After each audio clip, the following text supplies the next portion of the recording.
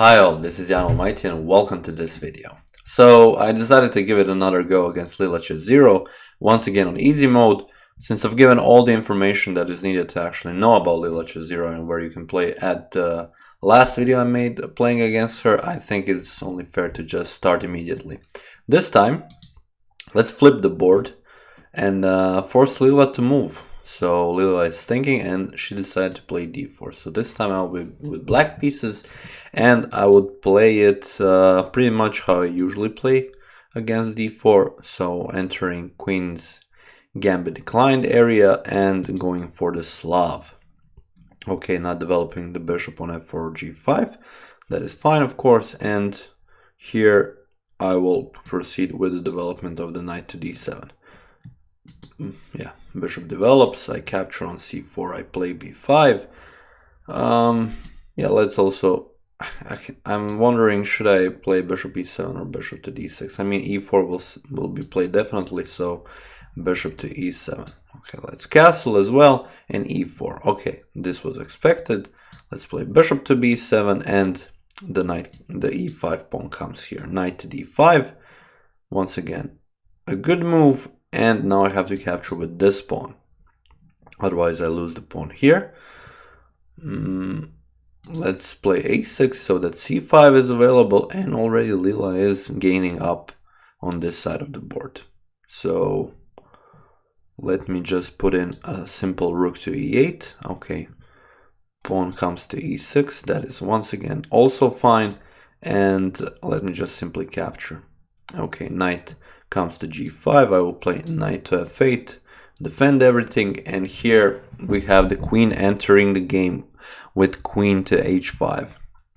So slowly but surely, Leela is tightening the knot. Okay, let's say this was expected. I'm just thinking of a plan how to go about this. I'm thinking bishop g5, and then probably bishop to g5, queen d7, queen f7, transferring of the queen. For now the attack is here too strong, so definitely I need to capture.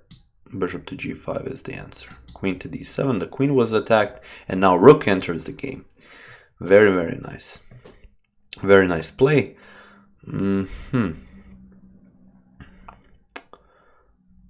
For now, it seems that most of my pieces are kind of playing a defensive role. And it seems that Leela is going for a pawn sacrifice to actually gain an active play. Rook to f3, rook to g3 could be ideas, then with bishop to h6. So I really have to think about how to approach this position if that happens. I'm thinking c5, returning, just simply returning the pawn, and it should be fine because then I can push e5. And here we see a move that is rook to g3 coming. So I was thinking maybe it could be a good idea to play queen to f7 now. Just to put it in, king comes to f7, pawn captures on c5, and yeah, it's all looking good. It's all looking good. e5.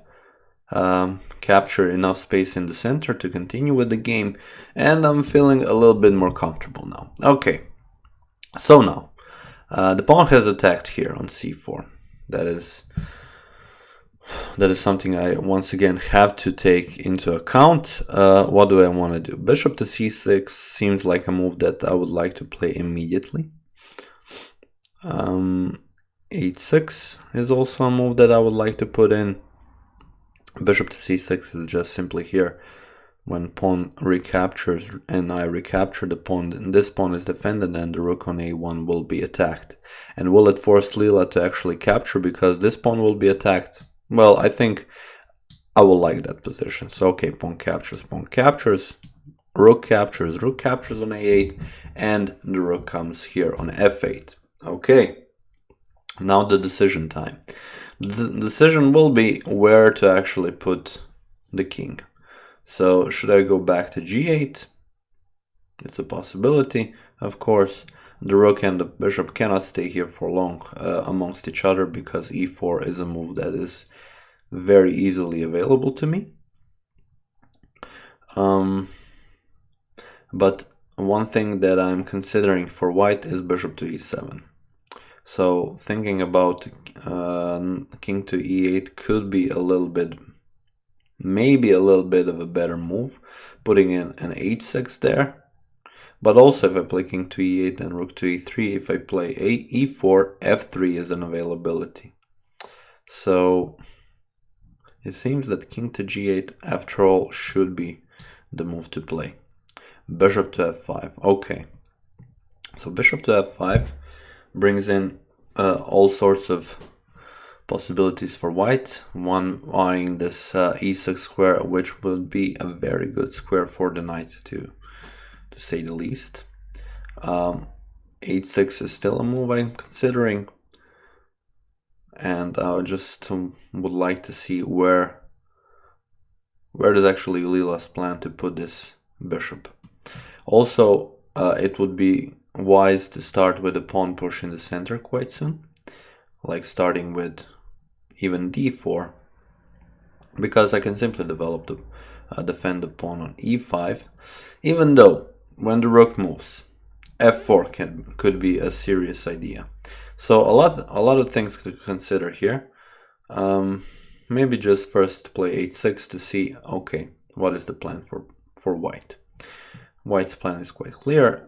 Putting the bishop here kind of makes f4 after all this a little bit more difficult. I'm thinking about rook coming to e8, or even what happens if I give a check and play rook to b1. I would like to put in a d4 move first. But after rook to e8, bishop moves simply to d6. It is a very safe rook on this side of the board. Yeah, there are a lot of opportunities, like rook to g3 even, then threatening bishop to f6. Let's first then play rook to e8. Okay, push the bishop to d6, that is fine. And now, the moment of truth. Should I play d4? Simply attack the rook, make Leela move, or even g6. g6 could be met with bishop to f8. Yeah, bishop to f8. If I capture, rook captures.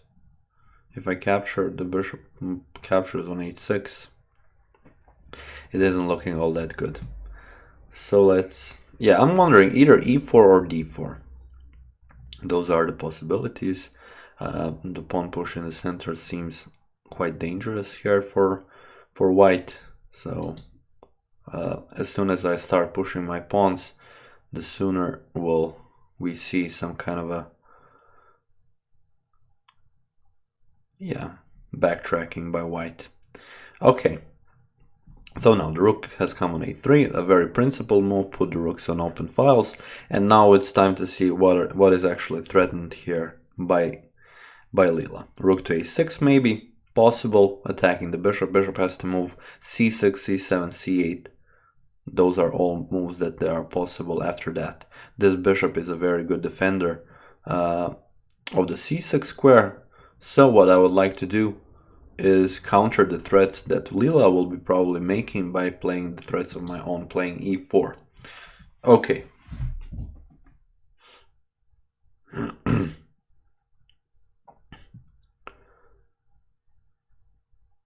Okay. If I play bishop to d7,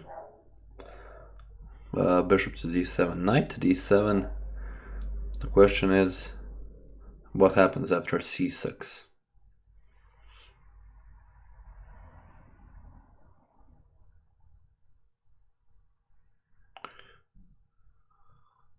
If I play d3 immediately,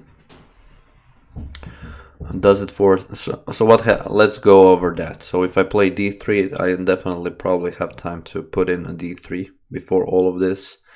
d3, rook c6, c6, d2, bishop to g4. Yeah, it kind of stops all the available possibilities here for me. It would be very nice if I could defend the bishop.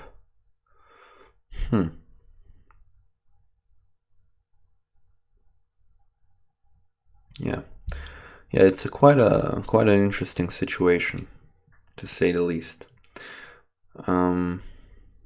Yeah, if I play bishop to d7, it could become dangerous after c6. And I move the knight, c7 is already on the board.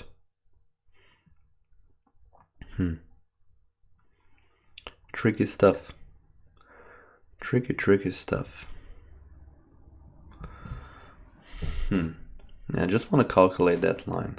What happens if knight to f6, c7, and then I play d3. The problem is that the king can actually make it in time to stop all of my threats. So already here I'm in a bit of a situation.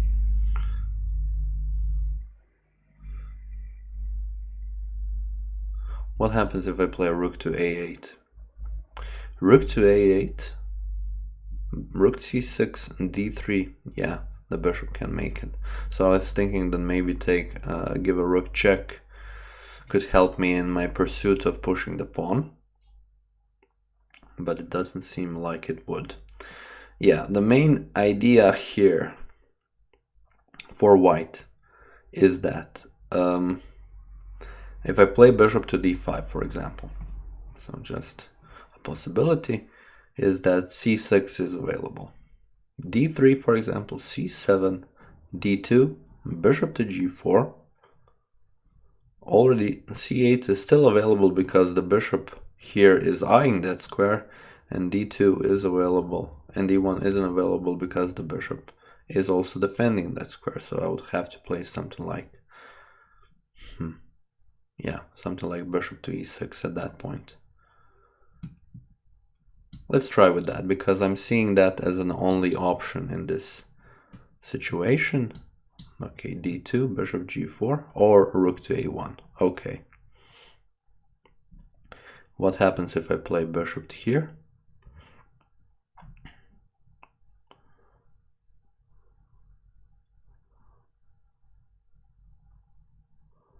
Bishop b3, bishop g4, and yeah, it seems like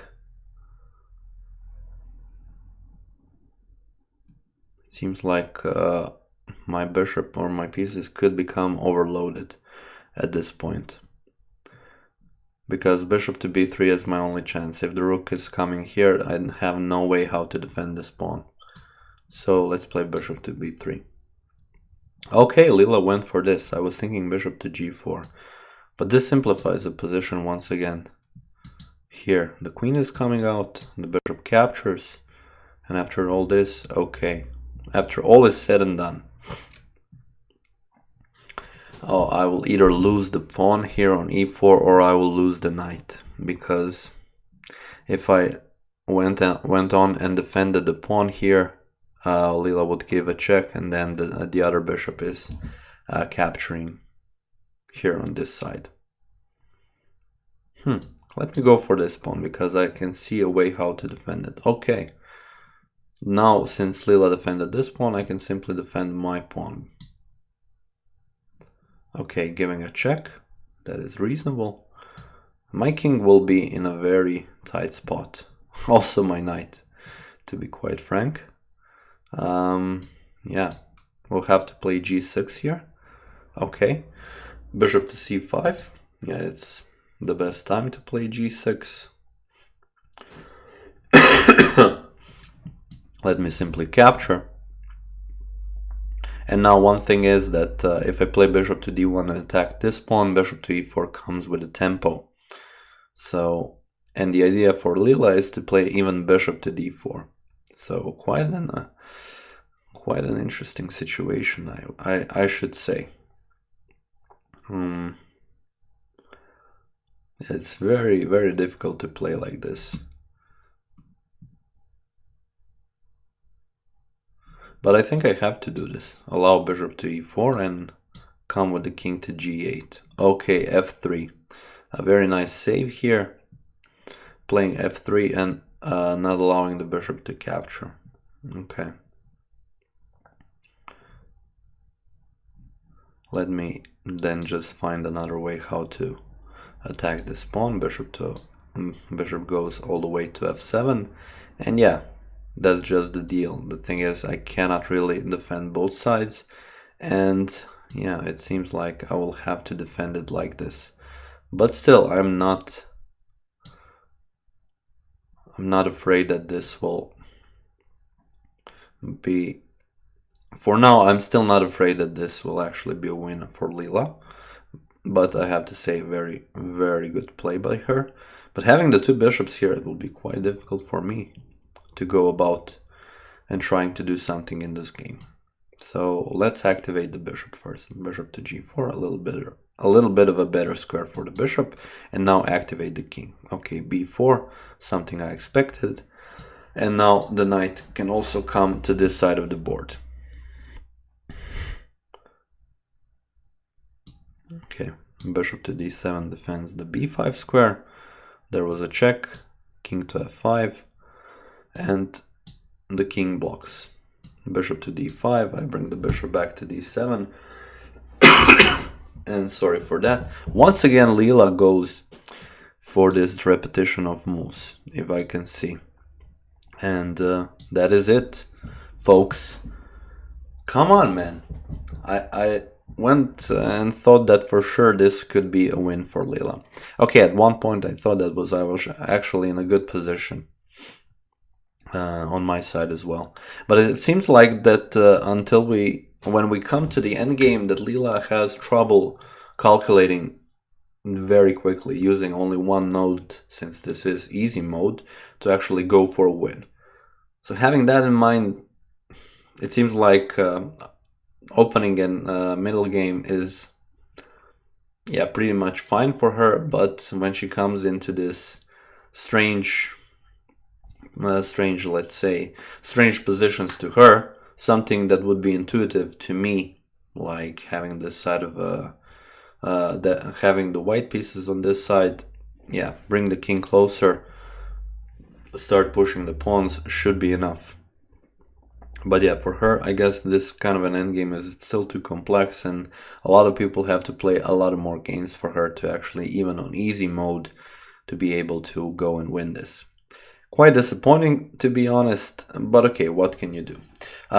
Since there is a very an off chance of me actually winning against easy, I would go on, and in the next video I will play straight on the hardcore mode, and I'm thinking, okay, what will happen then if we actually go into an endgame like this. So this has been it. Hope you enjoyed this video. My name is Allmighty, and I will see you in the next one. Enjoy.